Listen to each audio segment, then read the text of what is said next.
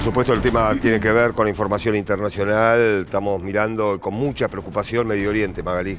Sí, y cada vez recrudece más Totalmente. la violencia y la tensión. Leti, ¿cuáles son los detalles?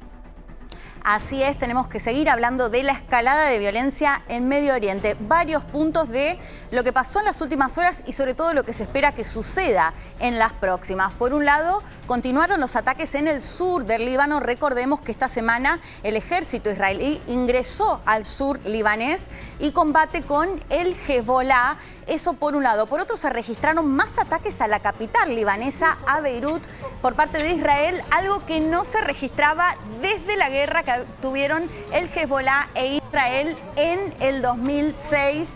Esta es la situación del Líbano. A la par, miles de libaneses que se desplazan, que huyen, ya sea en su propio territorio o incluso casos como refugiados sirios que escapan de la guerra en Siria, que escaparon, que fueron al Líbano y que ahora escapan del Líbano como consecuencia de estos ataques. Esto por un lado, que continúa. Por otro, se espera la respuesta de Israel, un posible ataque a territorio iraní, después de que, recordemos, la República Islámica de Irán lanzó casi 200 misiles balísticos a territorio israelí. Decía, se espera la respuesta del gobierno de Benjamín Netanyahu. En ese sentido, quien habló fue el presidente de Estados Unidos, Joe Biden, porque habían dicho desde el gobierno que se oponen a que el ataque sea, por ejemplo, a una planta nuclear iraní. Le preguntaron qué puede suceder o si se analiza la posibilidad de un ataque israelí a una planta petrolera en Irán, y esto contestaba el presidente de Estados Unidos.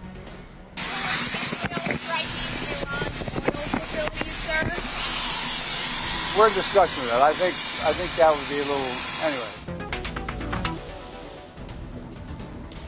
Lo estamos discutiendo, decía Biden, quien también dijo que esto no va a suceder en las próximas horas. Recordemos que el pueblo judío está celebrando el Año Nuevo. En ese contexto es que respondía, además dijo, nosotros aconsejamos a Israel, no le decimos lo que tiene que hacer, entre otras cuestiones que planteaba Biden sobre este ataque que se espera de Israel en territorio iraní. En todo ese contexto sucedió también un encuentro entre cancilleres del Golfo Árabe. Estamos hablando de países como Arabia Saudita, como Emiratos Árabes, entre otros, que se reunieron y sostuvieron que van a mantener la neutralidad en un posible conflicto entre Israel e Irán, pero también dijeron que no van a usar sus bases aéreas estadounidenses para un posible ataque en Irán. En ese contexto sucedió otro hecho muy relevante que tuvo que ver con el encuentro del presidente iraní con el canciller saudita. Y para eso nos vamos al mapa, porque esto es relevante e incluso podríamos decir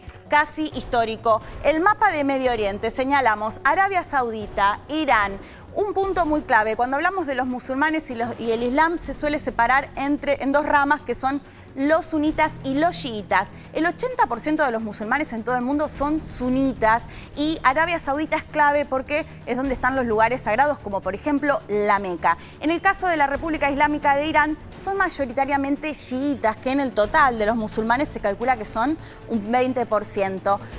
Cuando hablamos de estos o de los conflictos o décadas de conflicto en estos dos países, se suele, digamos, hablar de la religión, pero en realidad son cuestiones más bien históricas o incluso de intereses. Y uno de ellos tiene que ver con lo que pasó en el 79 en Irán, que fue la Revolución Islámica. Era un país que antes del 79 era aliado de Estados Unidos. Esto cambió completamente y cambió completamente también con sus vecinos.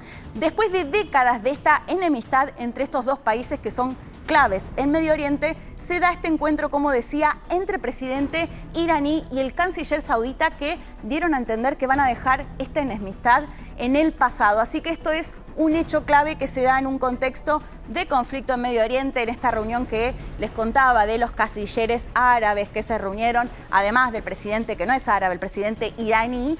Lo que sostuvieron es que para dejar la escalada de violencia es fundamental la creación del Estado de Palestina. Esto es lo que sostuvieron estos cancilleres en este contexto de escalada de violencia en Medio Oriente.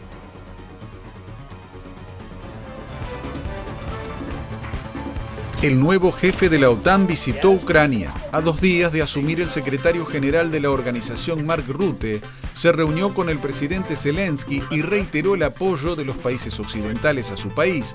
hasta que venza la guerra frente a Rusia durante su visita en Kiev. Estados Unidos, huelga de puertos por salarios. Estibadores de los 14 grandes puertos, ubicados en la costa este y la costa del Golfo, se encuentran en huelga tras el fracaso de las negociaciones salariales. La medida provoca faltantes de varios productos importados, incluso de carne, con las que minoristas producen hamburguesas.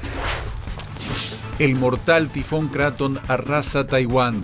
Tocó tierra este jueves en la principal ciudad portuaria de ese país, provocando lluvias torrenciales y fuertes vientos en el sur de la isla. Los fuertes vientos derribaron árboles e inundaron carreteras, lo que provocó el cierre de escuelas y negocios. Miles de personas debieron ser evacuadas. Hubo 2 muertos y cientos de heridos.